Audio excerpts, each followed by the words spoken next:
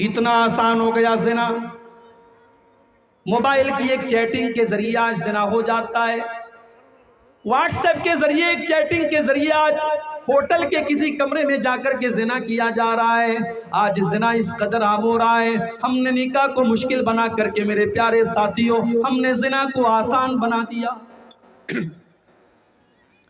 याद रखो मेरे भाइयों, तबलीगी जलसा है, इस्लाही जलसा है, मैं वही बातें करूंगा जिसका ताल्लुक समाज की इस्लाह से है। अगर मेरी बातें आपको बुरी लगे तो मुझे माफ करना, मगर जो समाज की हकीकत है वो मैं आपको दिखाऊंगा। आज हमने और आपने ज़िना को आसान कर दिया और निकाह को मुश्किल कर दिया। कितने घरों में लड़कियां आज 30-30 साल की हो गई, बाप के पास बेटियों के जहेज का इंतजाम नहीं है, बेटियों की शादी करने के लायक वो नहीं है, वो बेचारा गरीब है, मजदूर है, वो कैसे कैसे अपनी रोजी रोटी चलाता है, वो कहां से लाखों रुपए का इंतजाम करेगा। 30-30 साल की, 35-35 साल की बिन ब्याही लड़कियां आज बैठी हुई हैं।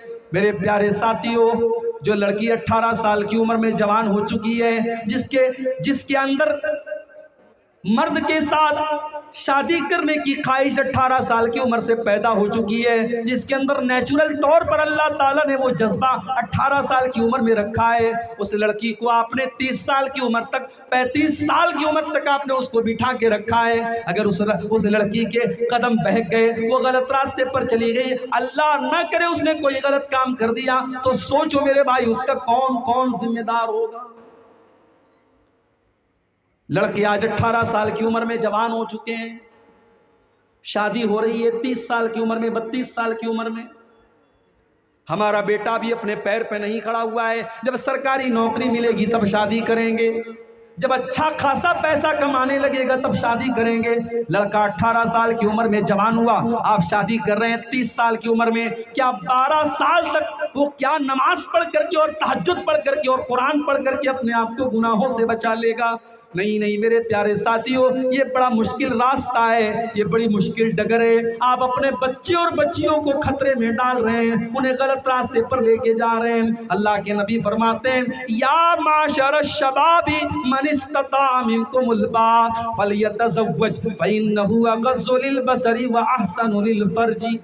अल्लाह के नबी फरमाते हैं, ऐ नौजवानों, जब तुम शादी के काबिल हो जाओ, जब तुम जवान हो जाओ और बीवी का खर्चा उठाने के काबिल हो जाओ, फलयतज़व्वज, तो तुम निकाह कर लो। उलमा कहते हैं यहाँ नबी ने हुक्म दिया है फलयतज़व्वज। हमारे उलमा बेटे इनसे पूछ लो, फलयतज़व्वज ये अम्र का सेगा है और शरीयत का कायदा है कि अम्र का सेगा वजूब पर दलालत करता है। जहाँ कुरान और हदीस में हुक्म दिया जाए और दूसरा कोई करीना मौजूद ना हो तो वहाँ अम्र वजूब पर दलालत करता है। इसलिए जिस नौजवान को ज़िना का खतरा हो उसके लिए शादी करना फ़र्ज़ है, फ़र्ज़, उसके लिए शादी करना फ़र्ज़ और वाजिब है। अगर ज़िना का खतरा है तो उस मर्द के लिए और उस औरत के लिए निकाह करना फ़र्ज़ है। मेरे प्यारे साथियों, निकाह सुन्नत नहीं है, निकाह मुस्तहब नहीं है, निकाह करना फ़र्ज़ है उस इंसान के। और क्यों करना है उसको निकाह, नबी अकरम ने वजह भी बता दी, फ़इन्नहु अग़ज़्ज़ु लिलबसर।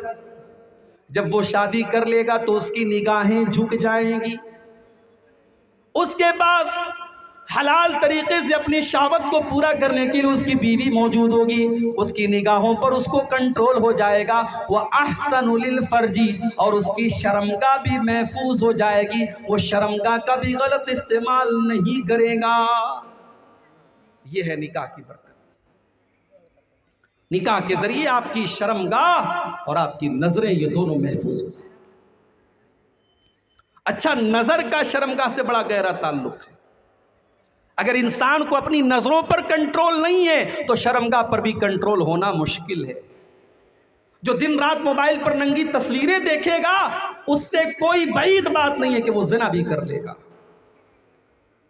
जिसकी दिल और दिमाग में गंदगी भर जाए उसका कोई भरोसा नहीं, वो किसी 5-6 साल की बच्ची के साथ भी गलत काम कर सकता है, वो किसी जानवर के साथ भी गलत काम कर सकता है।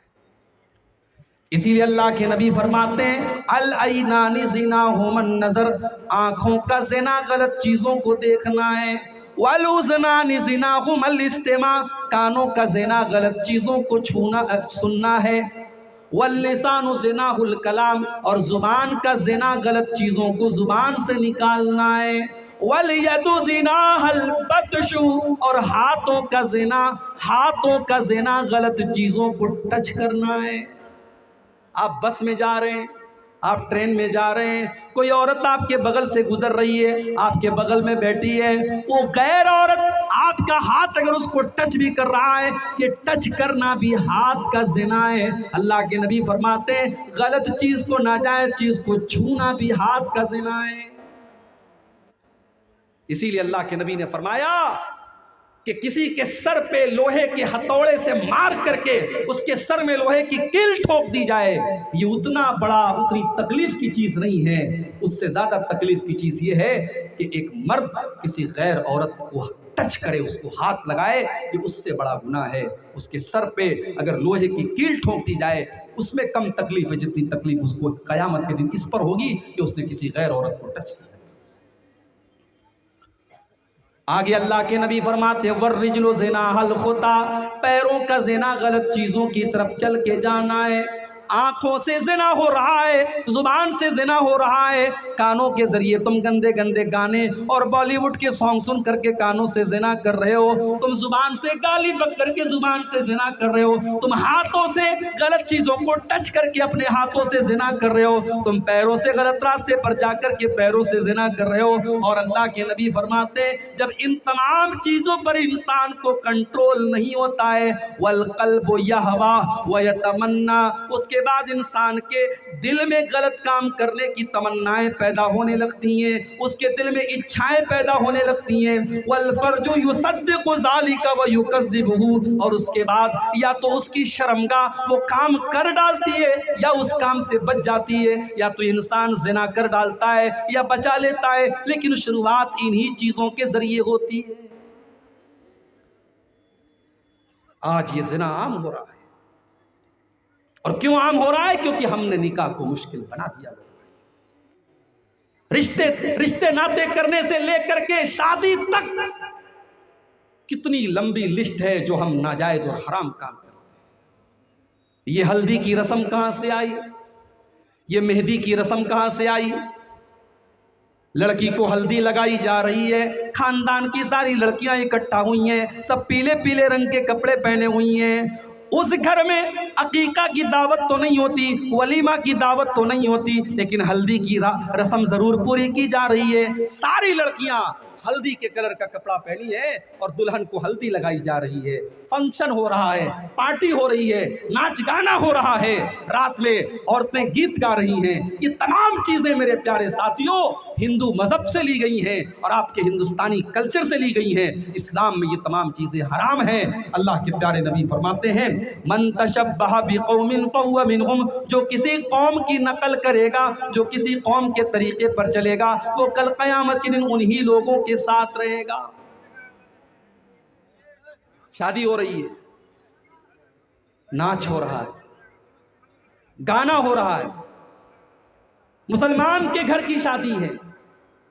और आगे बहुत बढ़ करके बताऊं, अहले हदीस के घर की, सीने पर हाथ बांधने वाला और रफुल यदैन करने वाला और आमीन जोर से बोलने वाला और नबी की एक एक सुन्नत पर अमल करने का दावा करने वाला, उसके घर में भी नाच गाना हो रहा है शादी के मौके पर। मेरे प्यारे साथियों, अगर आपका दावा है कि आप अहले हदीस हैं, और मैं बयान करता हूं बनारस में और दूसरे इलाकों में कि मैं जब सीमांचल के इलाके में जाता हूं, मैं एक ऐसी कौम के दरमियान भी जाता हूं जिसको शेरशाबादी कौम कहते हैं, जो 99% अहले हदीस है, जो 99% कुरान और सुन्नत पर चलने वाली है। मगर जब आपके समाज में मैं ये सुनता हूं कि जहेज का लेन देन भी हो रहा है, शादी ब्याह पर नाच गाना भी हो रहा है, तब मुझे सोचने पर मजबूर होना पड़ता है कि क्या हम सिर्फ इन्हीं चीज़ों के लिए अहले हदीस हैं? क्या हमारी शादी ब्याह और हमारे निकाह का तरीका क्या ये कुरान और हदीस के मुताबिक नहीं होना चाहिए? मेरे भाई, शादी ब्याह में नाच गाना हो रहा है, अच्छे अच्छे दीनदार घरों में नाच गाना। अल्लाह के नबी फरमाते, इब्ने माजा की रिवायत है, यकूनु फी हाज़िहिल उम्मति खस्फुन व क़ज़्फ़ुन व मस्ख़ुन, मेरी उम्मत पर एक ऐसा ज़माना भी आएगा जब लोगों को ज़मीन में धंसा दिया जाएगा।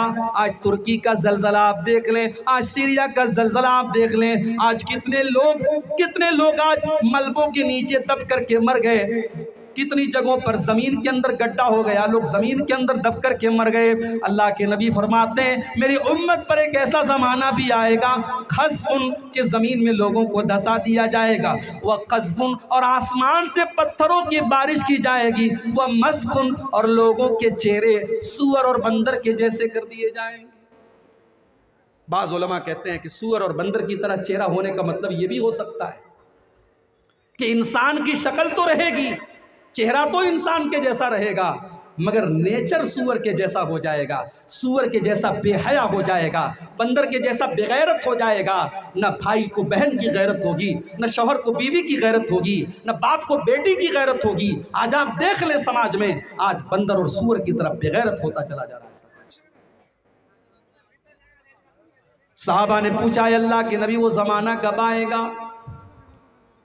आपने फरमाया इज़ा ज़हरतिल क़ैनात वल मआज़िफ़, जब नाचने गाने वालियाँ तुम्हारे घरों के अंदर आ जाएंगी।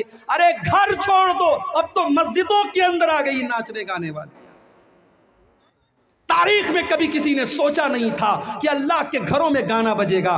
इमाम साहब नमाज पढ़ा रहे हैं, पीछे किसी के मोबाइल को बेचारा साइलेंट करना भूल गया और उसके मोबाइल पर गाना बजने लगा। उस अकल के अंधे को ये भी उसने नहीं सोचा कि हो सकता है मैं मस्जिद में जाऊं और मोबाइल को साइलेंट करना भूल जाऊं, कम से कम अपनी रिंगटोन को वो कोई नॉर्मल साउंड लगा लेता, कोई घंटी लगा लेता।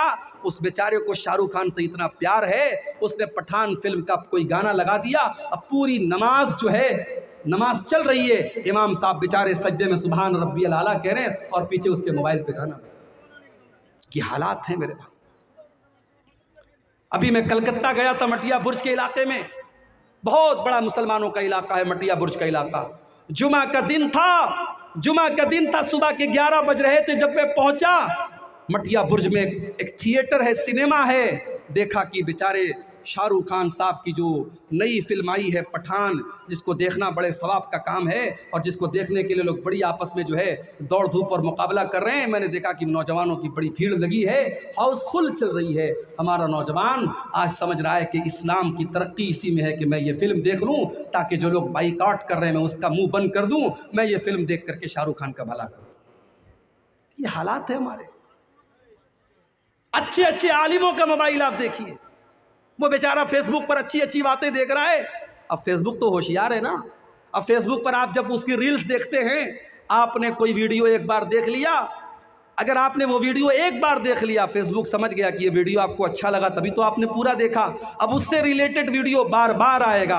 आपने कोई गाना देख लिया, बार बार गाना आएगा। कोई ऐसी चीज़, कोई सीरियल वगैरह देख लिया, बार बार सीरियल आएगा।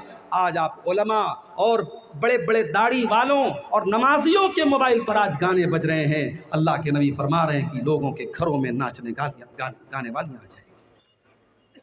वशुरिबतिल खुमूर, और अल्लाह के नबी फरमाते हैं कि शराबें बहुत ज़्यादा पी जाएंगी। शराब भी आज पी जा रही है। कितने नौजवान आज शौकिया शराब पी रहे हैं। आज भारत के आपके इस स्टेट के अंदर, बिहार के अंदर गवर्नमेंट ने शराब के ऊपर पाबंदी लगाई है, उसके बावजूद चोरी चुपके कितनी शराब पी जा रही है। आज अफसोस की बात तो यह है कि शराब बंदी की ये मुहिम तो हमें और आपको चलाना चाहिए था। हमने तो 1400 साल पहले शराब बंदी का ऐलान किया था।